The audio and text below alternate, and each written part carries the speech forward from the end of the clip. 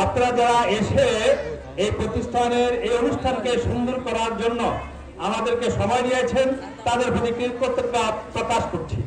সাথে সাথে তাদেরকে শ্রদ্ধা করে স্মরণ করছি, যাদের অবদানে, যাদের ত্যাগে, যাদের অর্থে, যাদের চেষ্টায় এই প্রতিষ্ঠানটি মাথা উঁচু করে সগৌরবে সিরাজদি খানের মধ্যে দাঁড়িয়ে আছে। একটি অবহেলিত চর এলাকা, চারদিকে নদীর ভাঙ্গনের মাঝে এই প্রতিষ্ঠানটি আপনাদের এলাকার গৌরব সম্মান বয়ে আনছে। দিনে দিনে এই প্রতিষ্ঠানের অগ্রযাত্রা সম্মুখের দিকে এগিয়ে যাচ্ছে, এগিয়ে যাবে এই প্রত্যাশা থাকলো।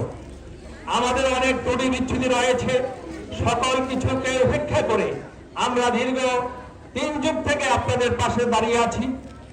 আমি ব্যক্তিগতভাবে এই বছরই হয়তো আমার কর্মজীবনের শেষ 5টি মাস হয়তো সামনে আছে, এরপরে সরকারিভাবে আমার চাকরি করার সুযোগ আর নেই।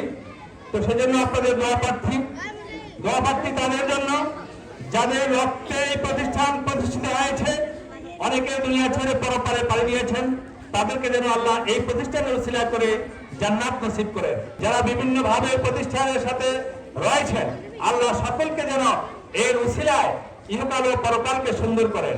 এই প্রতিষ্ঠানে যারা শিক্ষার্থী আছে, তারা যেন নিজ যোগ্যতায়, নিজ মহিমায়, নিজ আদর্শ, নিজ চরিত্রের মাধ্যমে সমাজের মধ্যে একটি ভালো মানুষ, একটা আদর্শ মানুষ, একটা চরিত্রবান মানুষ, একটা যোগ্য নাগরিক হিসেবে গড়ে উঠতে পারে, সেই চেষ্টা আমাদের অব্যাহত ছিল, থাকবে ইনশাআল্লাহ।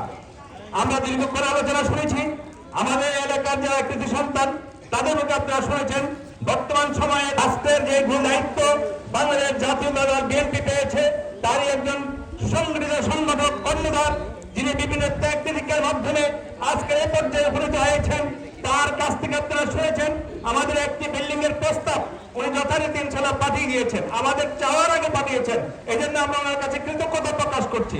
আশা করি আমরা খুব শীঘ্রই এর ফলাফল ভোগ করতে পারবো।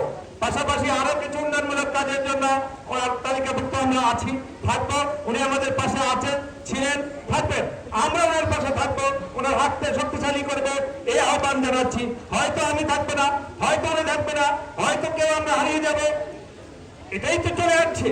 এই বিধির বিধান তো আমরা পরিবর্তন করতে পারবো না, চলে যাব সবাই, কিন্তু আমাদের স্মৃতি থেকে যাবে, আমাদের কর্ম থেকে যাবে, আমাদের আদর্শ থেকে যাবে। এমন কিছু সমাজকে যদি দিতে পারেন, এমন কি যদি আপনার কাজ থাকে যার জন্য আপনি প্রশংসা পাবেন কবরে শুয়ে শুয়ে, যার জন্য আপনি সওয়াব পাবেন কবরে শুয়ে শুয়ে, সেই চেষ্টা আমাদের অব্যাহত রাখতে হবে। আর যদি আমাদের কর্মের দ্বারা কেউ কষ্ট পায়, ওই চিত্তে আমাকে কবরে ভোগ করতে হবে। আল্লাহ সেখান থেকে আমাদের সকলকে হেফাজত করুন।